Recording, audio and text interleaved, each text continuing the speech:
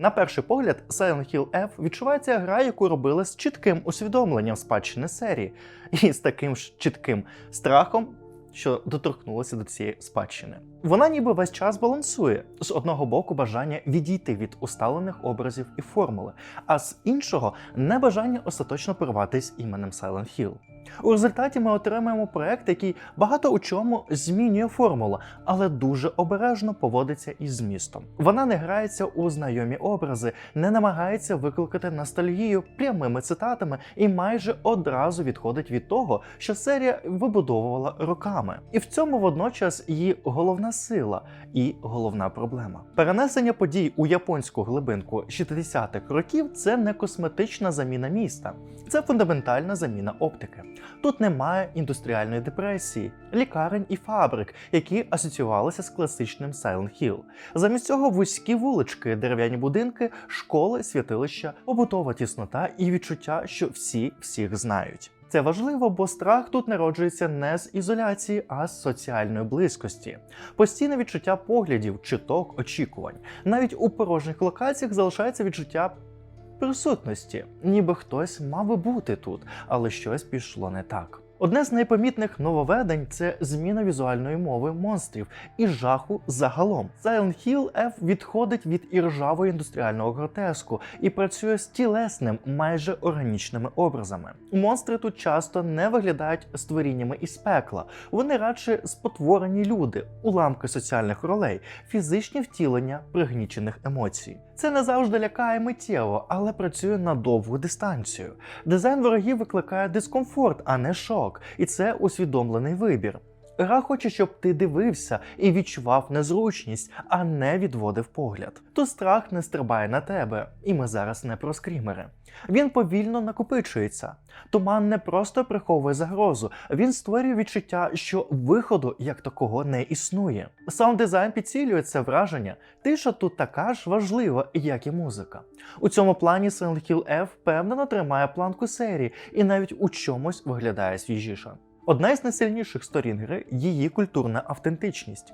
Японський соціальний тиск, сором, колективні очікування, придушені емоції – усе це не проговорюється в лоб, але відчувається в кожній сцені. Історія не намагається пояснювати тобі символи, вона залишає простір для інтерпретацій. Саме тут Silent Hill F виглядає переконливо, як окремий твір. Це не просто Silent Hill у Японії, а спроба розповісти психологічний горор іншою мовою, без копіювання західних шаблонів серії. Історія тут добротна, місцями емоційна, але без того самого вау, яке хочеться згадувати роками. У ній є сильні сцени, є правильні теми, але загалом сюжет розгортається доволі передбачувано. Вона тут подається спокійніше, ніж у класичних частинах. Менше різких поворотів, менше шоку, більше поступового розкриття тем. Гра зосереджена не на провині як такій, а на соціальному тиску, соромі, ролях, які люди нав'язують. Взагалі проблема в тому, що сюжет у якийсь момент стає надто читабельним. Тут починаєш бачити його траєкторію задовго до фіналу. Це не псує історію, але позбавляє її того самого післясмаку, за який любили серію. Звісно, це не провал, просто від Silent Hill очікуєш або болючого психологічного удару, або відчуття, що ґрунт вибили з-під ніг. Тут цього не стається. Історія доходить до фіналу коректно, але без відчуття, що ти пережив щось справді трансформуюче. Механічно гра працює стабільно, але без особливих відкриттів. Дослідження локації, загадки, обмежені ресурси – усе зроблено на нормальному рівні, але без моментів, які хочеться окремо хвалити. Бій у Silent Hill F спрощений у структурі, але зроблений жорсткішим у відчуттях. Тут немає складних комбінацій чи глибоких систем, усе зведено до базових дій, таймінгу і позиціонування. Але важливий момент – бій не дає відчуття контролю. Навіть коли ти формально перемагаєш, гра не дозволяє почуватися впевнено. Ресурси обмежені, сутички небезпечні, а ухилення або втеча часто виглядають розумнішим варіантом, ніж пряме зіткнення. Це повертає серію ближче до виживального горору, але без складних механічних надбудов. Структурна Silent Hill F значно прямолінійша за класичні частини. Тут майже немає відчуття відкритого міста, де ти поступово відкриваєш нові маршрути. Натомість Послідовні зони, чіткі переходи, контрольований темп. Це зроблено свідомо. Гра хоче керувати твоїм емоційним станом, а не давати простір для експериментів. Проблема в тому, що іноді це відчувається занадто явно. Ти не досліджуєш, ти рухаєшся за сценарієм. І хоча це не вбиває атмосферу, вона зменшує відчуття власної участі. Пазли в Silent Hill F тісно пов'язані з культурним контекстом і символізмом. Багато з них базуються на асоціаціях, традиціях, образах, які мають сенс саме в японському середовищі. Це плюс, вони не виглядають випадковими. Але за складністю вони дуже різні. Частина загадок цікаві і змушують зупинитися і подумати. Інші ж вирішуються майже автоматично, без справжнього виклику.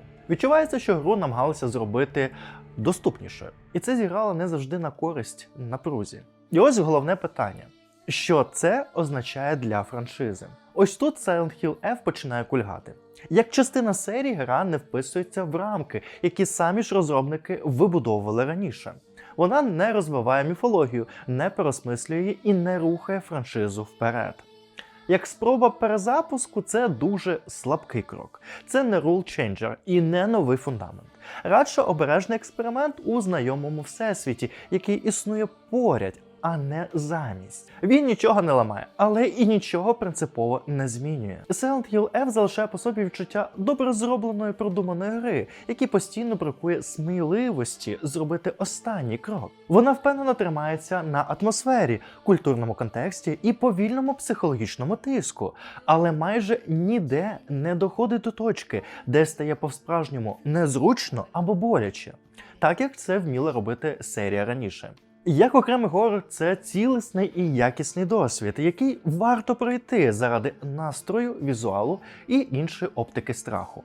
Як частина Silent Hill, це радше відгалуження, ніж розвиток. Гра не продовжує лінію франшизи і не пропонує нового фундаменту, на який можна спертися далі. Це не провал і не прорив. Це акуратний експеримент, який існує поруч із серією, але не змінює її напрямок і не стає точкою відліку для майбутнього. Тож, друзі, дякую вам за перегляд цього огляду. Залишайте обов'язково свої коментарі, які у вас враження стосовно цієї гри, якщо ви вже її грали чи плануєте її грати. Свої враження я окреслив в цьому огляду. У нас, скоріш за все, може бути різне відношення до цього проекту. Комусь подобається, комусь ні.